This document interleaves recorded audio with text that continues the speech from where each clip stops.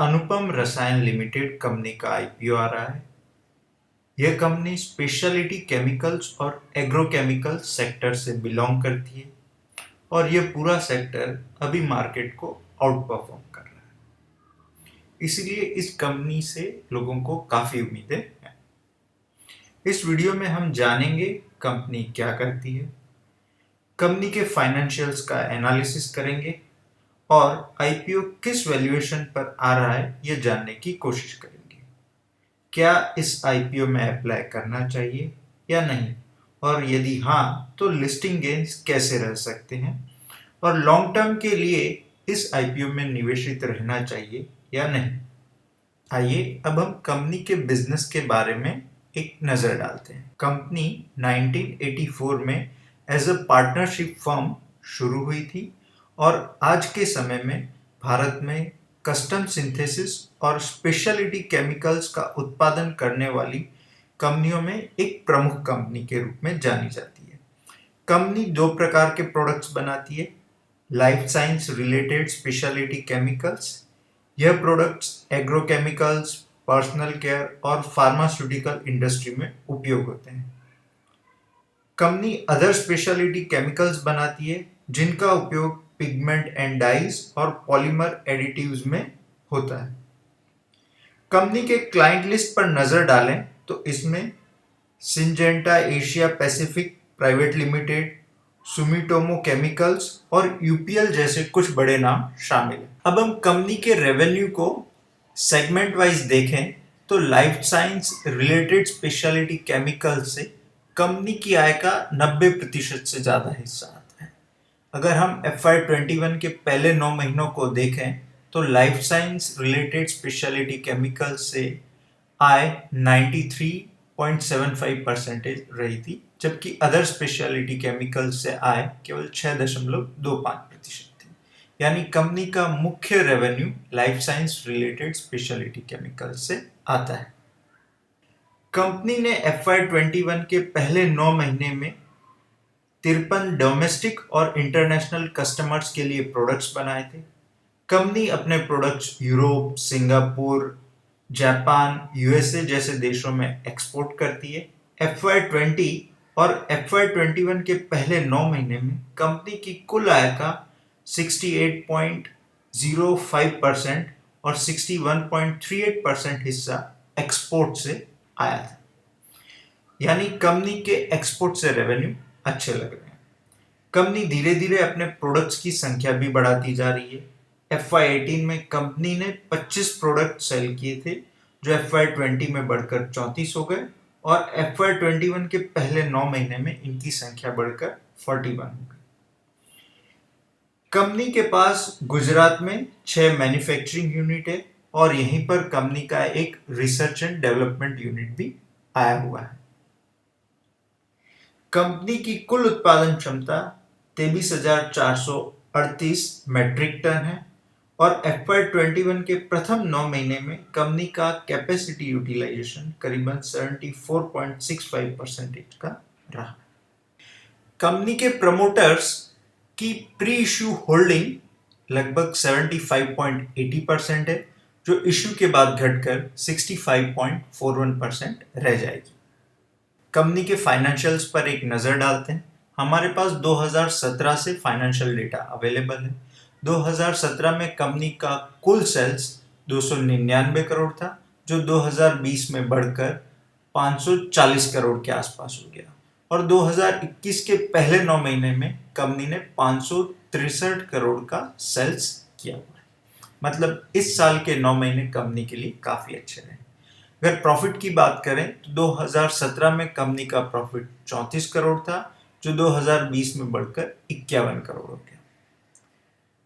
तो यहां हम देखें तो कंपनी के मार्जिन 10 से 12% के बीच में रहे हैं, लेकिन कंपनी की डेप्ट काफी ज्यादा दिख रही है। कंपनी का इंटरेस्ट पे एक्सपेंस काफी ज्यादा दिखता है, इसीलिए कंपनी का ICR 5 के अंदर का दिख रहा है। अब कंपनी के ग्रोथ को देखें तो 2017 से 2020 के बीच में कंपनी का सेल्स ग्रोथ 22%, जबकि प्रॉफिट ग्रोथ 14% रहा।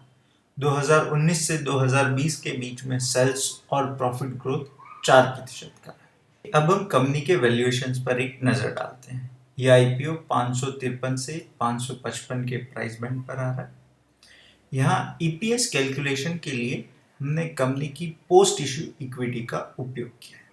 यहाँ FY20 में कंपनी का ईपीएस 5.13 रुपए का है, जिसके आधार पर पी 108 के करीब आता है। अगर FY21 में हम 5% का ग्रोथ एक्सपेक्ट करें, जो FY19 से FY20 के बीच था, तो कंपनी का ईपीएस करीबन 5.39 रुपए रहने की उम्मीद है और उसके अनुसार कंपनी का पी 103 के आसपास रहने की उम्मीद है।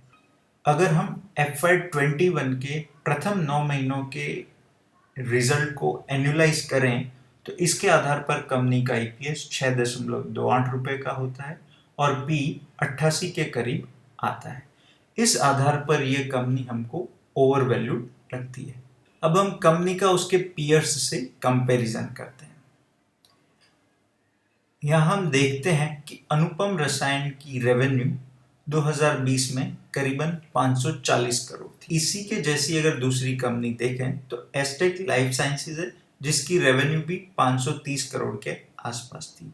अगर हम इन दोनों का कंपैरिजन करें तो अनुपम रसायन का FY20 के आधार पर पी रेशियो 108 का है, जबकि एस्टेक लाइफ साइंसेज का पी रेशियो 30 के करीब का है।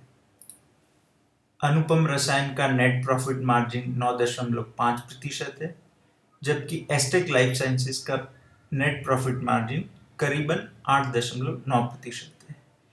यहाँ आईसीआर भी एस्टेक लाइफ साइंसेज का बढ़िया है। अगर हम ग्रोथ की बात करें तो अनुपम रसायन का लॉन्ग टर्म ग्रोथ 22% का है, जबकि एस्टेक लाइफ साइंसेज का लॉन्ग टर्म ग्रोथ 17% का है और शॉर्ट टर्म ग्रोथ 21% का है। तो यहाँ हर दृष्टि से देखें तो हमें अनुपम रसायन लिमिटेड का आईपीओ उसके पीयर्स की तुलना में थोड़ा महंगा लगता है। अब हम कंपनी के प्रोज और कॉन्स पर एक नजर डालते हैं।